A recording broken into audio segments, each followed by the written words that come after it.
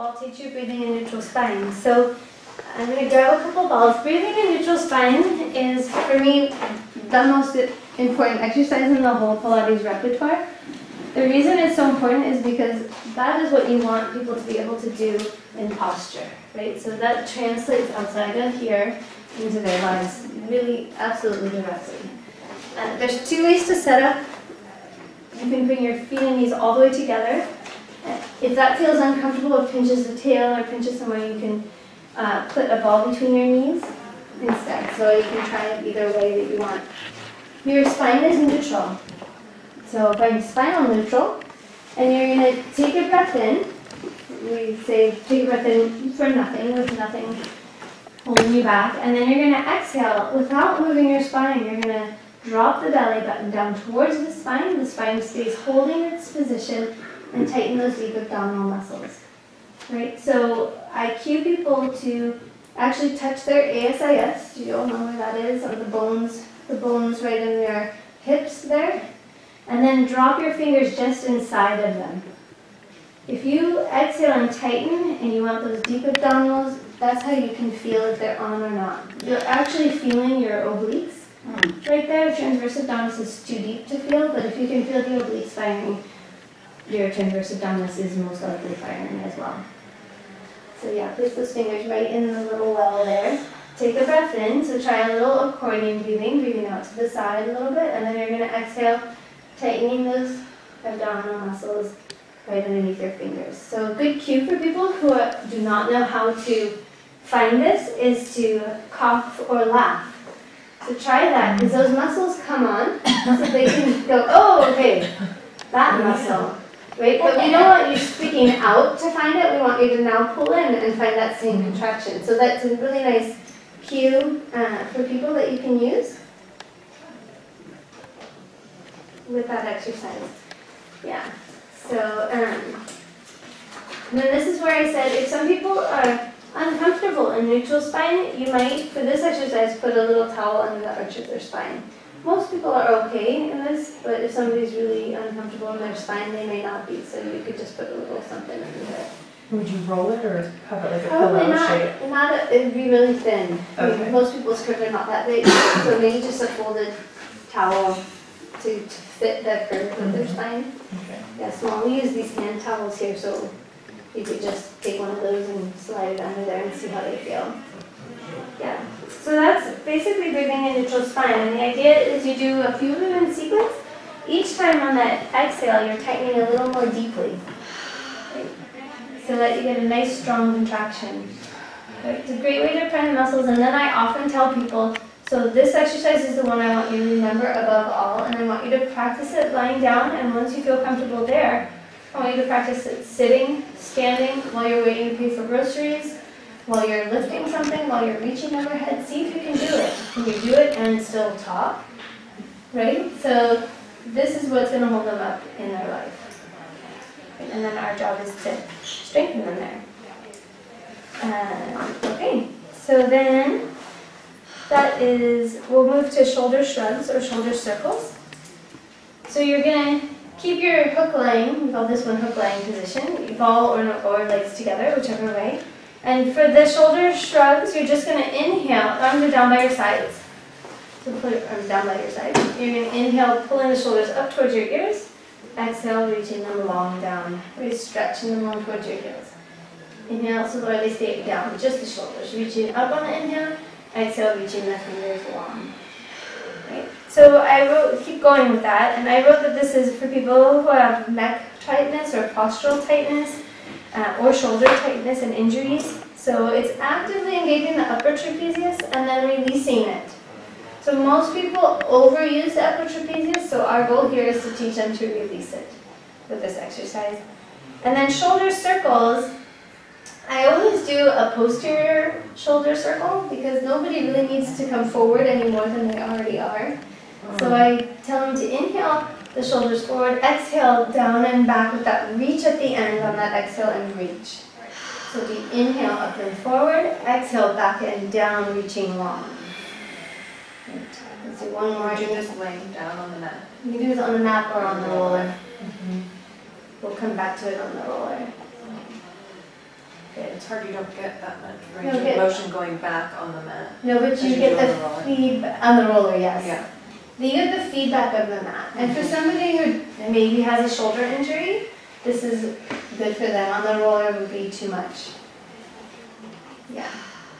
So that's basically all there is there. And all this is neutral spine, right? All neutral. Okay. It stays neutral. Shoulder slaps. So here you're going to take your arms up in that door frame position we talked about. So that would be with the shoulder blades sitting on the mat beside you, right? So this is the motion of one particular muscle called serratus anterior, right? So that's all we're doing is moving that muscle. You're going to inhale, reach the fingertips up towards the ceiling. Exhale and allow the shoulders to just drop down beside you. So the elbows stay straight and you can allow it to actually slap down. Inhale, reaching up. Exhale, release. Inhale, reach it up. So but you should let it go. Exhale, release, drop. Inhale, up. Exhale, drop. Right, one more time. Inhale, up. Exhale, drop. Right, so here, there's pretty straightforward. So you just want to, if people are having a hard time moving their shoulder blades, this is a good place to work on it. You could even have them do one arm at a time. And the movement of the shoulder blade or the scapula is abduction. It's moving towards the outside of your back when it moves. So if you can feel that, this is a good place to have people feel that happening, right? So that they're not always going up in their upper traps towards their head and neck. Most of this is all written down for you anyway. So And the serratus is right. serratus is on the front side of your shoulder blade and it wraps right into your ribs right here. Okay. Yep, that's it. So it is the one muscle that holds your shoulder blade on your back. And it's really hard to engage. It's It's not, you don't think, unless you know. unless you know to engage it, Yeah. yeah. So you'll see the people who have, I don't know if you've seen people with winging scapula, their shoulder blades just sort of flip off their back when they have any weight or in the push-up or they're reaching for something. Yeah. That's because of their serratus anterior. It doesn't do its job. So those are the people with wings. Alright, so then just from here, arm reaches. So you keep that door frame position, and then on your exhale, you reach one arm back overhead towards the floor. Right? And then you're going to inhale that arm back up, and then you'll exhale the other arm back towards the floor. So here's where people get carried away with the rib cage because they want to touch the floor with their arms so badly. They'll just keep reaching and the rib cage comes way off from that and pulls them out of their neutral spine. Right, so we want neutral in the rib cage too, so we don't want that to happen. So the range of motion will be limited based on the person's shoulder flexibility. And if you hold one arm up overhead, then take a breath in, and on your exhale, keep that arm overhead on the mat, and then pull the rib cage down. You should feel a bit of a stretch through the shoulder. Right, so if you exhale, pull that rib cage down, you'll feel that stretch, because your torso is now stabilizing it. Right? And then inhale it back up. Let's try that on the other side, reaching back towards the floor. And then hold that arm there. Take a breath in.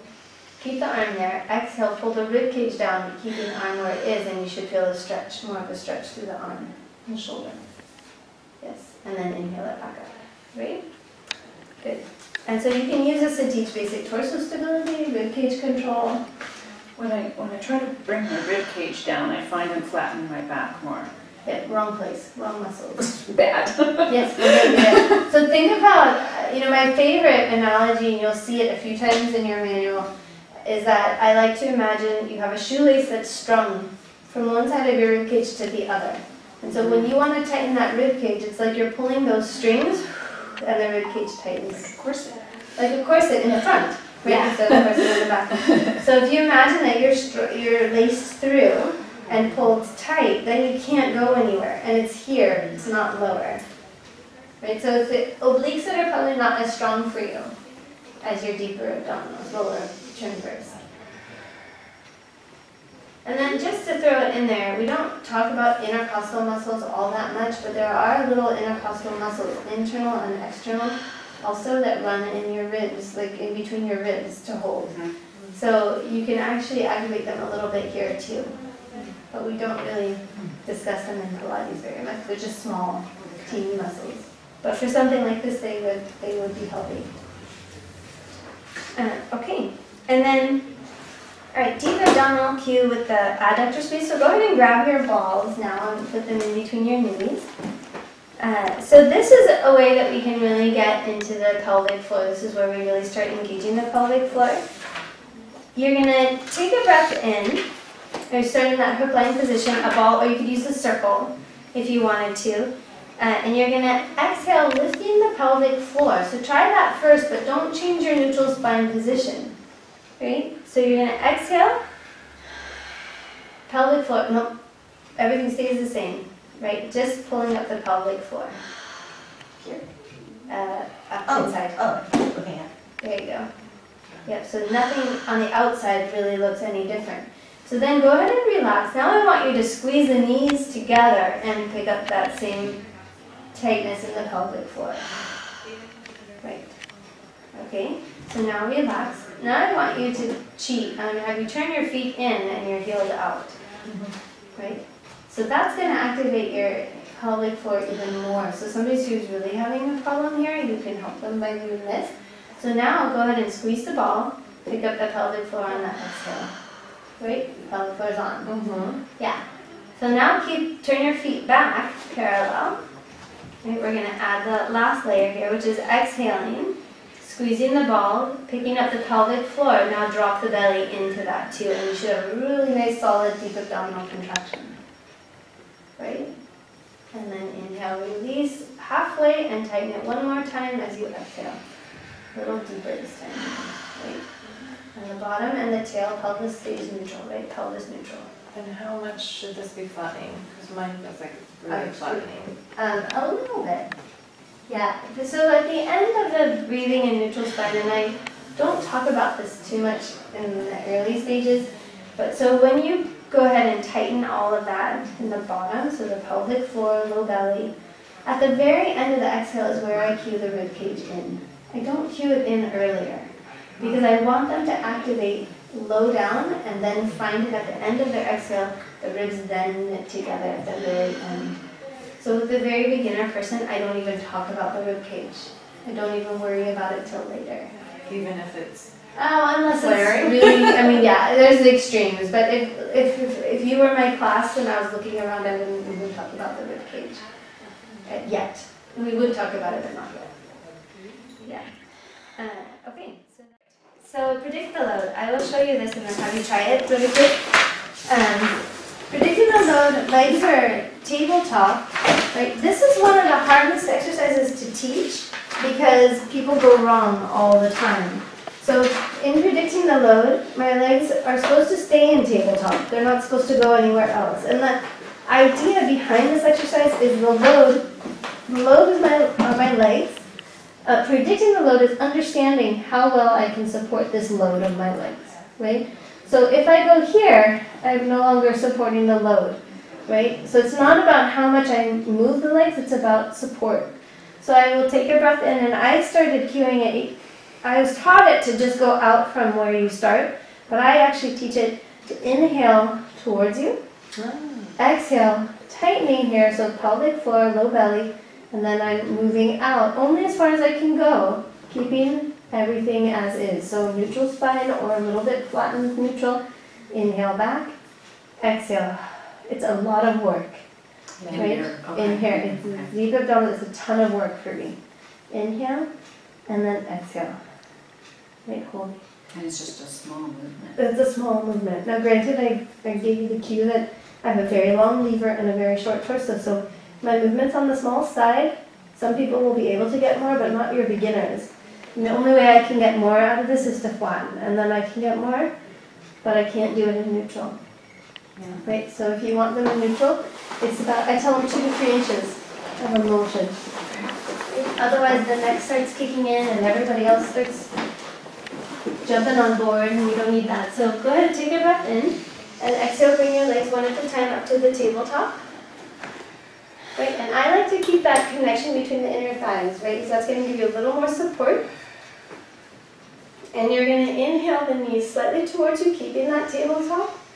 Good. Exhale. Tighten your belly, low belly, and lift the pelvic floor as you go out and find your load. Find how far you can go. Inhale towards you. Good. Exhale. Pulling in. Good. Inhale towards you. So I would even get further in here. Okay. Good. And then really control that final position here. Right now, exhale a little. Right. That's it. Beautiful. And then inhale towards you. There should be no cooching bellies. And then exhale, drop, drop, drop. Exactly. Good. Yes. There it is. So it's a little flatter. A little flatter. I think you need to go. Okay. Yeah. You long legs are pretty heavy too. Okay. Yeah. Good. And then yeah. I So do have then a short toe, so I remember legs for sure. Yes. Yeah. Good. And then relax. So this is not an easy exercise. So ways to modify are to have people hold on to the backs of the legs. Right. So I can hold on to the backs of the legs while I do this exercise, inhaling. I can still create a lot of work. Right. And then press a little bit into my hands, and I get a little bit deeper contraction with that. Right? There's nothing wrong with doing it this way. And you still want people, I mean, the whole idea of this is to have people understand where they can support themselves and where they can't. Right? So a little press into the hands helps me get that deep abdominal contraction, and I'm not afraid that they're going to move too far and lose control and arch their back and hurt. Okay. Great. Is that okay with everybody? Yeah. Okay, perfect. That will be on your practical exam, for sure. The modification or just the whole thing? The predicting the load, yeah. That is a for sure. I'll give you the for sures. My goal is not to fail you, it's to teach you how to pass. So, okay, so then upper abdominal curl. We talked a tiny bit about the neck position. It's the starting in the hook lying position. So this is going to be contraindicated for those with osteoporosis or a neck disc dysfunction, right? That's all written down for you, I believe. Yeah, it is. So here's pelvis neutral, right, in hook lying position. I'm going to use my hands interlaced at my neck, and I really support it, and I'm almost squeezing in with my hands, so my neck is really just resting here. It's a nice feeling, actually, to have it rest there. And then I can actually help myself give length. So if you're having a hard time getting length, it's a great place to sort of prop up and get the length in the back of the neck. And then you go exhaling. I take a breath in without moving.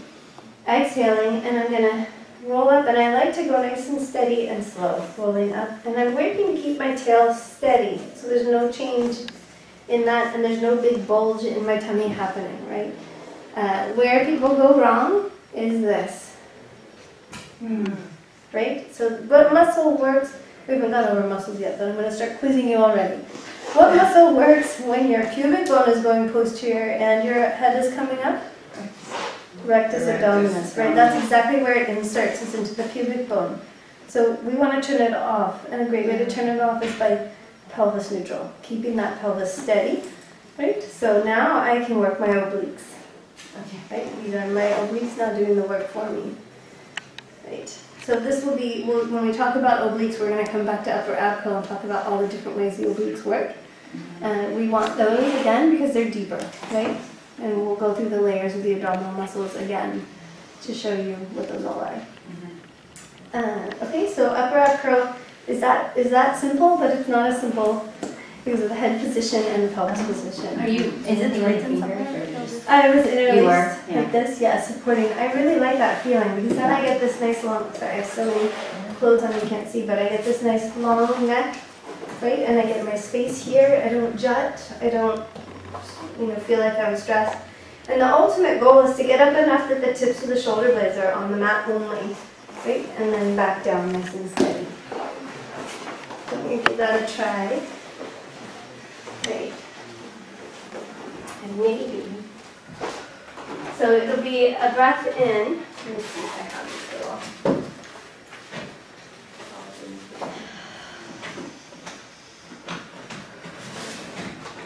favorite little blue balls. So take that. Take that, Laura. You're going to put that between your chin, under your chin. Good. There you go. Now come up. Squash that ball a little bit. Give it a little squish. Yes. And then, uh-oh. There you go. It doesn't stay. Your chin's not long enough. But you get the feeling, right? Give it a little squash. Don't let it push you. You push it. There you are. Now you should feel the length in the back of your neck, right? So Kim, squash it down more. Yes, there you go. Right? So you can practice this and then make sure you're in that pelvis neutral. And then inhaling back down. Yes. Right? So people like to do these fast and furious. Fast and furious doesn't really build much muscle. So try and keep them going at a nice, slow, steady pace for these. Right? Good. And how would you cue, like I know it feels comfortable to me, but how would you cue the angle for this? So leg position. The leg position for Okay. someone. Yeah, it's a good question. I think, I tend to bring people in closer than farther. Just because then they can feel the connection to the floor. And the lineup is either all the way together or right underneath their sit bone coming out. So either way is fine too. But again, I like to have something between the knees. So if they're not comfortable here, put a ball, a small ball even. These might even be on the... When you say not comfortable, or is it their spine that hurts? Or It's their usually the sacrum. sacrum? Yeah. Or for men, sometimes they just cannot get comfortable if you tell them to squeeze together. Okay, So you give them a little space. got it. Yeah. So you can give people that option. But yeah, sometimes it's a sacrum that doesn't like to separate back there. So is it okay to do like that or no? It's okay, It's but I okay. like you to put a ball there. Oh, just not like, Not free. not free. Especially for this is if we're talking pre Pilates, these are Yeah. our beginners, right? Mhm. So we want to give them all the feedback we can. So as an advanced Pilates person, I could tell you, so go ahead and try this. Take your feet apart a little bit so they're lined up underneath your hip and your sit bone and your foot is all in one line, right? I want you to activate your inner thighs there. Right? Can you do it? Yeah. Yeah. Activate your inner thighs. Now you can roll up upper ab curl without putting anything between your knees. Right? Keep that elastic feeling between those inner thighs. So I shouldn't be able to come around and pull them apart super easy, right? If they're on. Yeah. It's the same thing we were working on the reformer in class. Yeah. So yeah, you keep that engaged, right? And then you don't need to have it. But for your pre-Pilates and your beginners, Yeah. it's just too much. They're Okay. thinking about everything else. It's going to be really hard for them to get that. So either together or with a ball. With a ball. Okay, And yeah, it's makes also sense. a little activated here, is that okay? Or no? As long as you don't flatten. Okay. Yeah, as long as it they really don't should flatten. be this only and this down. Got it. So I like to feel, I tell people if I had crazy glue, I would crazy glue their tailbone to the mat. Oh, that's good. Right? Okay. So crazy glue the tailbone down. Yeah. What did you say? Crazy glue? Like the That glue, yes, that glue that doesn't Yeah. unstick and get your fingers stuck together, Yeah. that glue. So you want Crazy glue right there on the tailbone, stick it to the mat Okay. for these. Yeah, this one, people go wrong all the time, and then you're just working the rectus abdominis, which I'm going to make it villain in Pilates. It does have some good function, but That's where Minjay gets it from. Exactly, she gets it from too. She goes after the rectus abdominis. So it's one of our dummy muscles. I'll teach you who I think the dummy muscles are. But rectus abdominis, as far as I'm concerned, is a dummy. Right? All right. So let's see. Imprinting the spine in transition. So here we're getting a little more complex into the imprinting the spine. So imprinting the spine means pressing that low back into the mat. I should actually put that in my concepts too.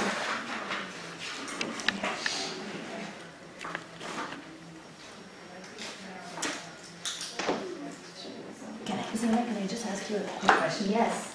Here, were we in neutral Neutral pelvis. neutral pelvis?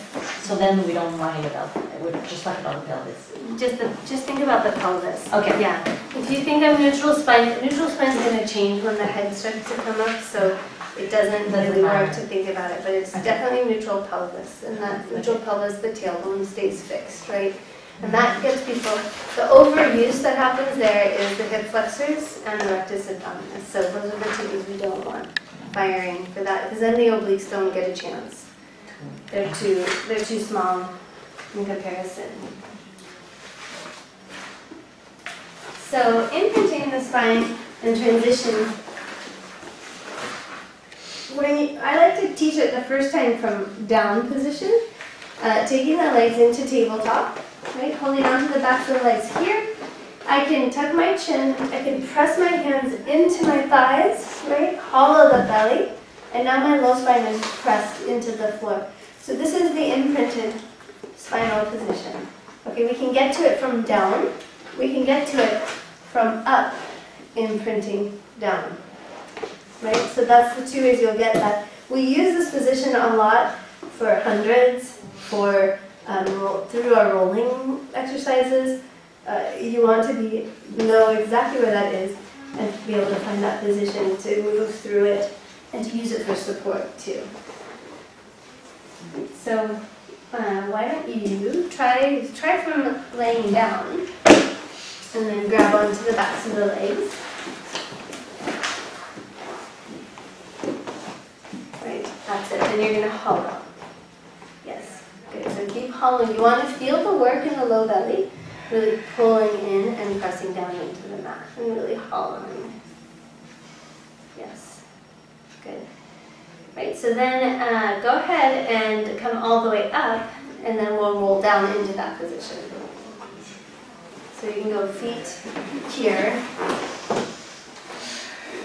You're going to take a breath in, and then you're going to exhale, hollowing, right? And then you can use your hands to help you find that imprint. Yep.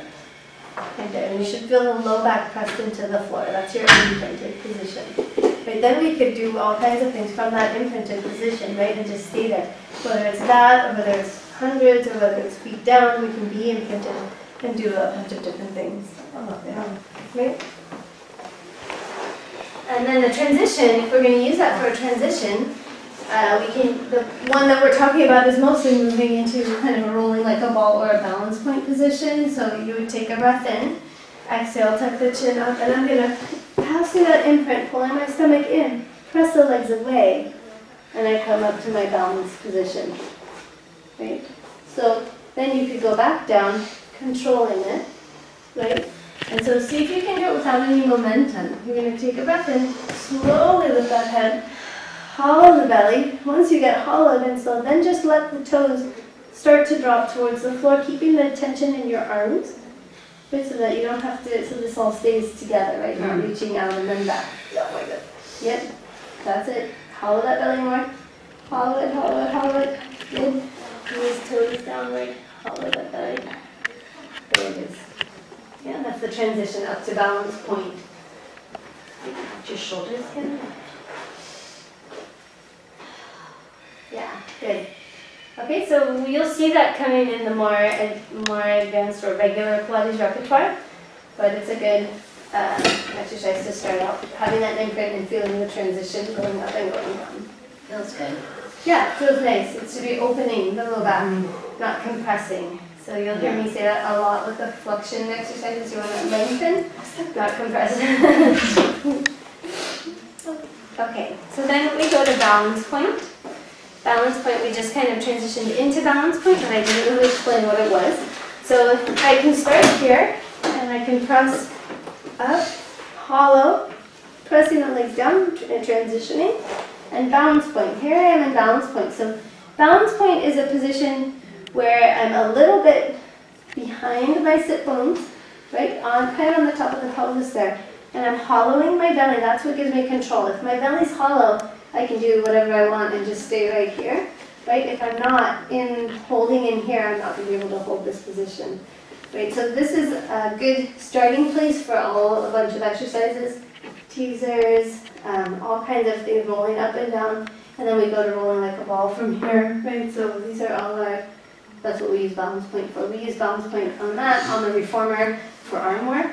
So once you get stronger, then we will put it into motion for you. So why don't you try, also you can come from down to up, the other way you can come is by sitting up, picking up, hollowing that belly, and finding your balance point from the seated position too.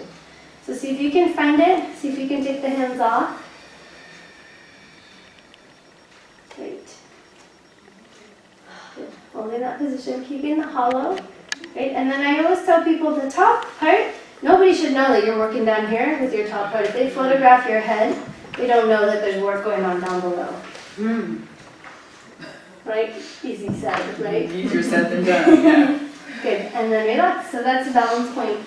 And then if you haven't noticed yet, I tried to put flow, little markers for flow, so that you can know where you would put this in the sequence.